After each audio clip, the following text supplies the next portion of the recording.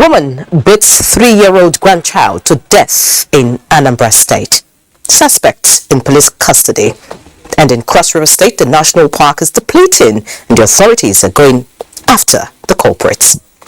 This is Panorama, live on the network service of the NTA. I'm Ian Ray John. Welcome.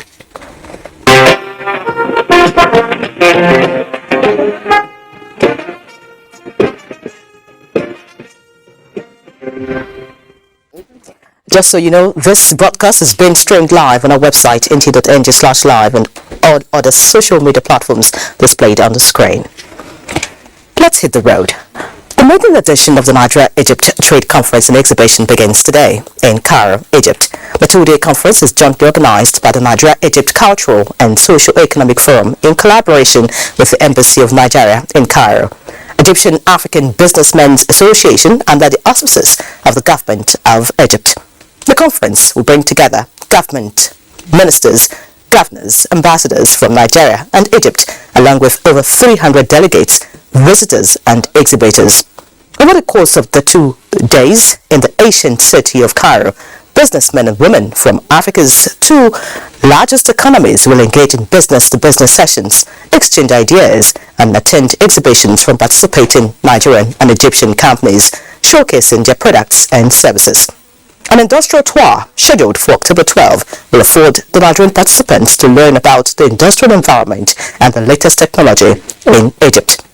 NETCE 2022 is meeting under the theme Through Africa, by Africa, exploring the African continental free trade area. And in Dubai, the 42nd edition of the Gulf Information Technology Exhibition, GITEX Global, has opened at the Dubai World Trade Center.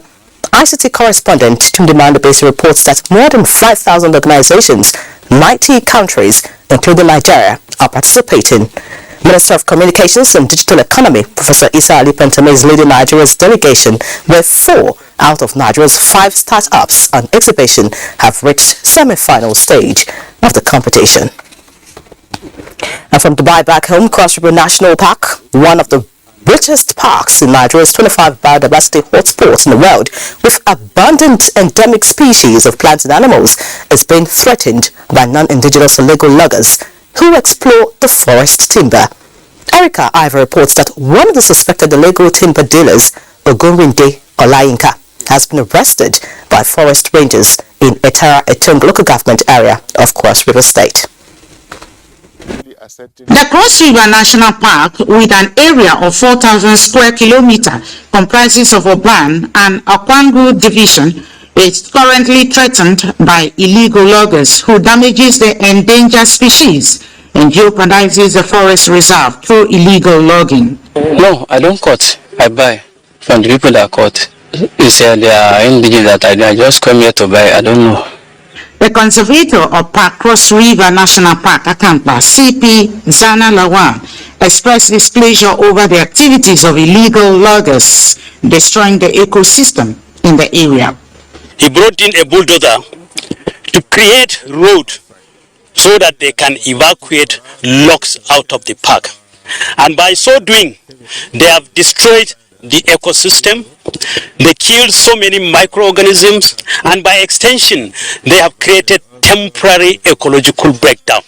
In fulfillment of its mandates to protect the forest reserve, CP Lawan is calling on collective effort by host communities and government to restrain the activities of loggers, especially in the area of dishing out useful information to the officials of the Cross River National Park Service. There is the need for all stakeholders to come together to see that we protect the resources of Cross River National Park. The suspect, Ogunrinde Olayinka, has been handed over to the Akampa Division of the Nigerian Police for further investigation. In Calabar, Erica Ivy, NTA News. Now, this is a shocking report. Can a mother snuff the life out of her offspring? God forbid. Did I hear you right? Well, the story of 37-year-old grandmother, Mrs. Chinelo Udiogo, who snuffed the life out of her 3-year-old granddaughter, Ifechukwu Jojo, in her community in Nibo and disposed the corpse in Oka, What you're about to hear is not fiction. Let's join Udo Korokwachuku, who will bring us the chilling revelation of what transpired with the suspect who was apprehended by Anambra State Command of the National Agency for the Prohibition of Trafficking in Persons, NAPTIP. The State Commander, Mrs. Judy Chukwu Ibadan, said the command had been earlier tipped off by teachers of the school, where the suspect, Mrs. Chinelo Udog, had enrolled the victim, little Miss Ife Chukwu Udog, about the fresh and constant bruises and other signs of abuse on the child's body. We received a complaint that they found marks on her body, bruises on her body. So my officers went that day. It happened that the girl has come back. So we, together with the teachers, we asked them to be on the lookout whenever this woman will come again. In fact, we went to the neighborhood to see if we can get the woman. We searched around, but she didn't leave the address in the school. On Wednesday, 5th October, the suspect was said to have gone to the school to retrieve the school fees paid for the victim. When the teachers questioned her on the whereabouts of the little girl, she told them that the girl had died. The school authority immediately alerted NAPTIP. Sadly, the suspect led the official to the bush within the Hezekiah Divet Oka, where the decomposing body of the victim was retrieved.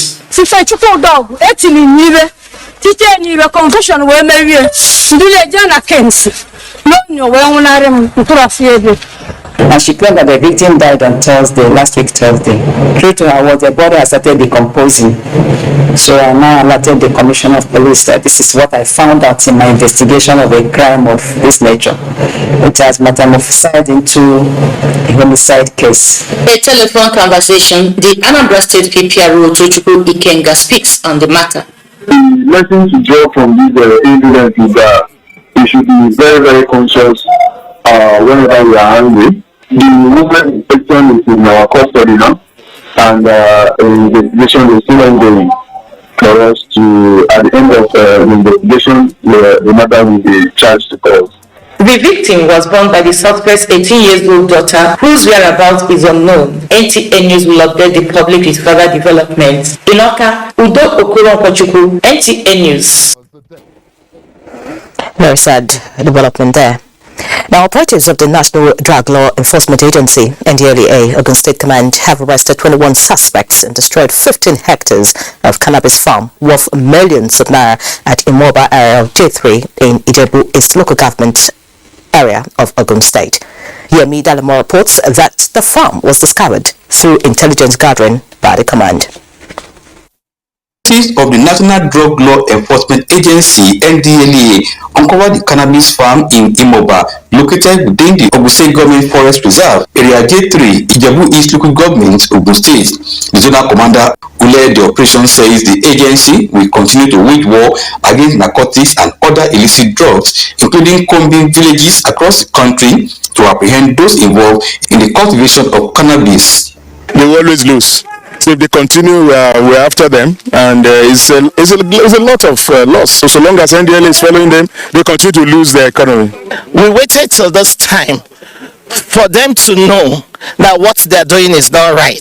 The team also disclosed that a building at Bamumbamu in Ijebu East Local Government, which the alleged growers are using as hideout, has also been sealed, while the agency will continue to investigate into their nefarious activities. The agency, however, advised community leaders in the state to prevail on their people to stop planting the weed and report anyone involved in the acts to the agency. In Abuja, Yemi Dalemo, NTA News.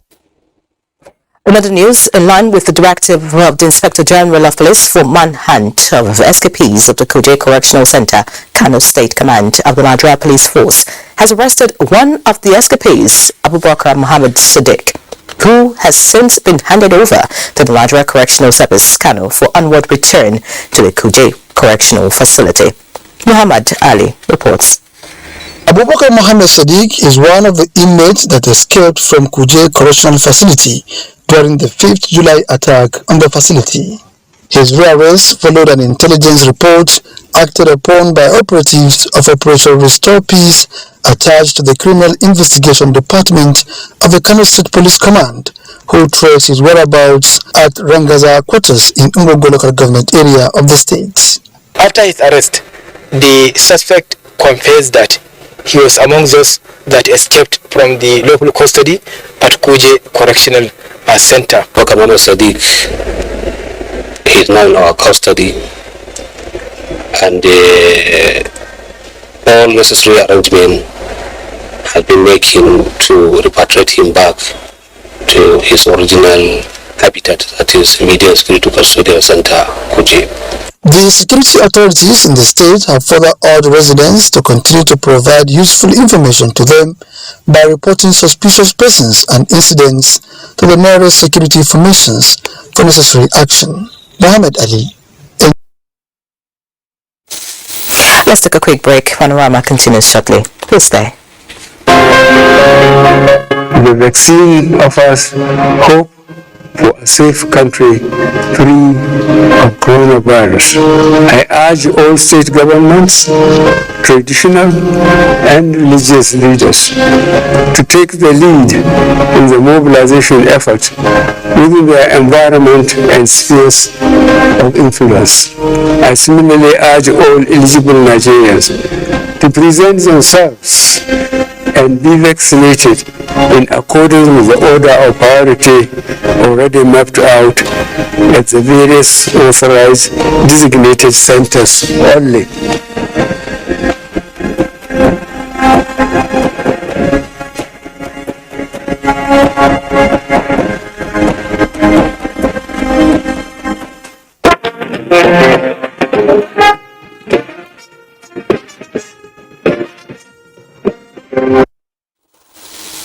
Thank you for staying. Goods worth millions of naira have been destroyed by fire in a building on Martin Street, Balogun Market in Lagos. Adeniyi Tower reports that the fire raged for several hours before it was put under control by firefighters and other emergency responders. The fire was reported to have started at building number 43, Martin Street, around Balogun Market at about noon on Sunday when the market was now deserted. Lace, ashoki and other expensive clothing materials said to be worth millions of naira were destroyed in the building. The fire lasted several hours, threatening adjoining buildings before combined efforts by firefighters and emergency responders from Federal Fire Service, private outfits, Lasema and NEMA succeeded in putting it under control. The good thing there is that there is no casualty. Though the terrain is very, very difficult, there are lots of things that have impeded the access of the fire service that are trying to put out the fire. While it lasted, shop owners were sighted trying to evacuate their wares from the burning building. Although the cause of the fire outbreak is still unknown, some of the traders who spoke to NTA off camera said the incident was about the fifth to be recorded at the same building in the last few years. In Lagos, Adeniyi Taiwo, NTA News. And to some jarring news, the Minister of Transportation, Muazu Jaji Sambo, says the Abuja to Kaduna train services suspended for about 7 months due to attack would resume operations soon, with the release of the last batch of 23 kidnapped victims. While briefing media in Abuja, the minister stated that no ransom was paid for the release of the victims. Oyinaya Kalu Oka reports. In March 28, 2022, the last train from Abuja to Kaduna with about 362 passengers and 23 crew members was attacked in Katawi close to Kaduna State.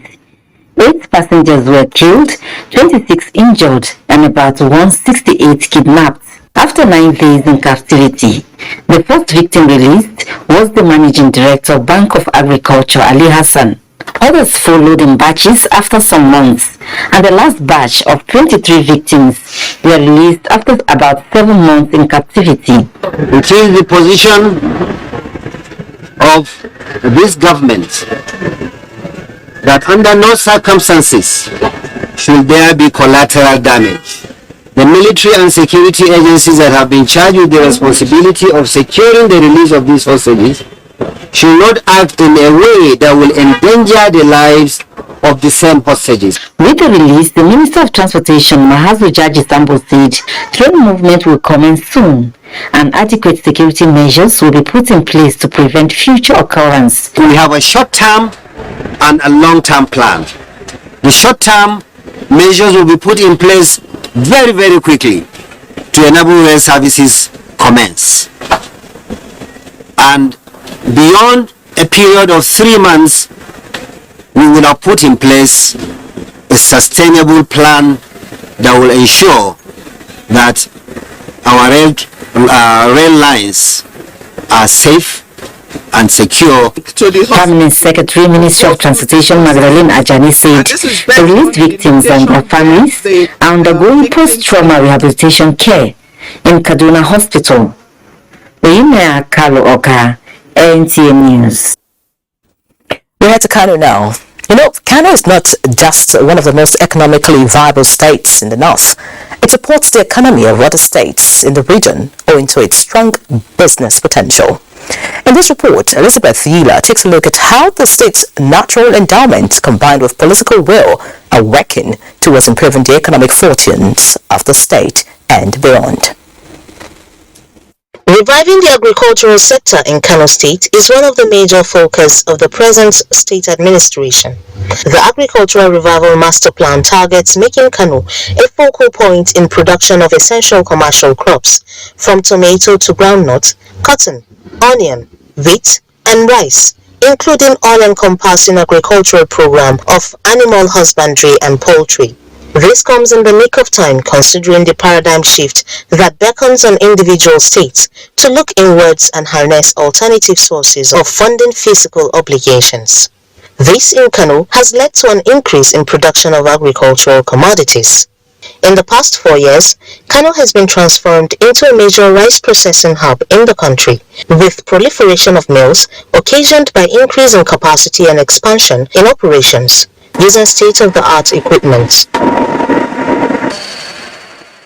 These and more are some of the successes recorded in the agricultural sector, not to mention the employment opportunities that abound. Kano State is one of the states that produce rice in volumes. Yes, you produce rice in the field, what next? You need to process it. You need to bag it. You need to sell it. You need people. Employment, both local manpower and foreign manpower, as we are seeing. That is how it should be. And from neighboring Jigawa State, Ibrahim Bello reports that being an agriculturally driven economy, the state produces export-oriented farm produce that are widely sought for, such as hibiscus, popularly known as zobo, sesame, and gum arabic, among other exportable produce. According to the Nigerian Agricultural Quarantine Service, Jigawa is generating over $35 million in hibiscus farming through exports, while sesame, gum arabic, livestock among others contribute meaningfully to the nation's export. Virtually the leading producer of hibiscus in the entire 36 states of the country. So this is an area where the government in particular need to give special attention and support production in that regard. With the numerous agricultural exploits and achievements recorded in various parts of the country, development experts believe that no doubt an agriculturally driven economy is the catalyst needed to boost growth and transformation of Nigeria's economy. From Kano, Elizabeth Yila, NTA News. Drafts of Rabiul Awal and the Islamic lunar calendar remains a global turning point, especially in the lives of Muslims as it commemorates the birth of Prophet Muhammad. Peace be unto him, known as Eid al-Maulud. Abdullahi Ajiya reports that this day usually heralds different modes of worship activated by spiritual movements. Quranic verses suffice to mention and explain the reference on Prophet Muhammad, peace be upon him. His birth, life and times, Islamic scholars and historians have described as a gift to mankind, with his prophetic message and teachings revolutionizing the world. The birthday of Prophet Muhammad Sallama is very, very important for us to do it. Allah honor him. Allah respect him. A good Muslim supposed to love Prophet Muhammad Sallama. Even you are not a Muslim, because a wonderful human being like this, you're supposed to respect him, honor him. The celebration of Eid al-Mawlud annually in the Muslim world is very famous, a period adherents look forward to with different tones and modes of worship to commemorate. Hilkatu Zikrullah and Ahbab, like many other Islamic organizations, marks the day with convergence for worship led by their spiritual leader, Sheikh Abubakar Sadiq Shuaibu. This year's celebration was marked with vigil of praises, invocations, sermons, and salutations to the noble Prophet Muhammad, peace be upon him.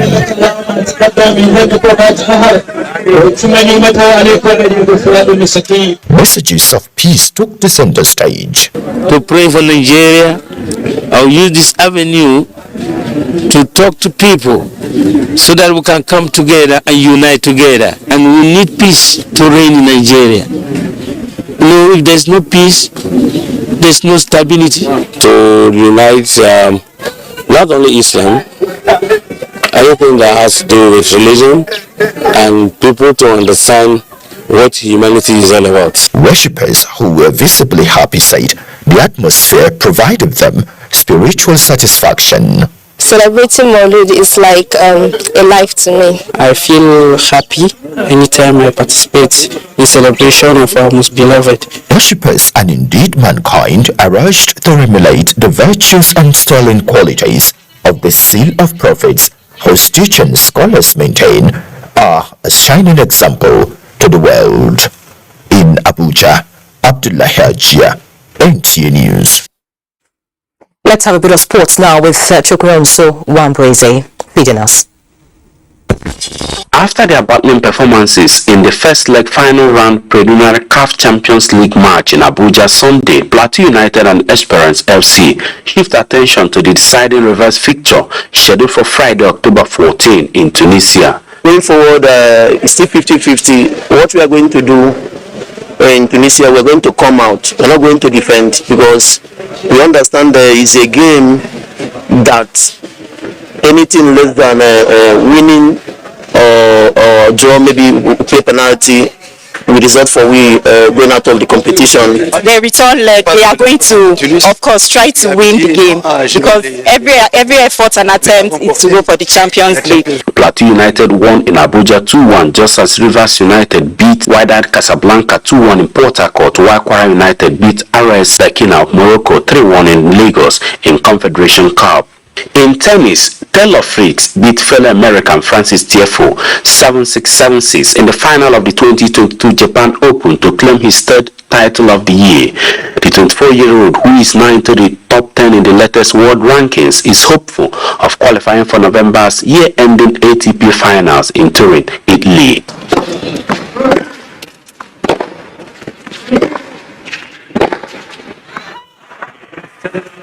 Taylor Fritz, the champion in Tokyo.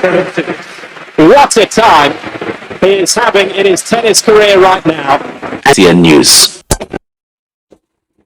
Our sports done. We're done with Panorama this Monday. Many thanks for watching. And here, remember, join the League of Stars by standing against rape and rapists. I'm here anyway, John. Enjoy the rest of your day.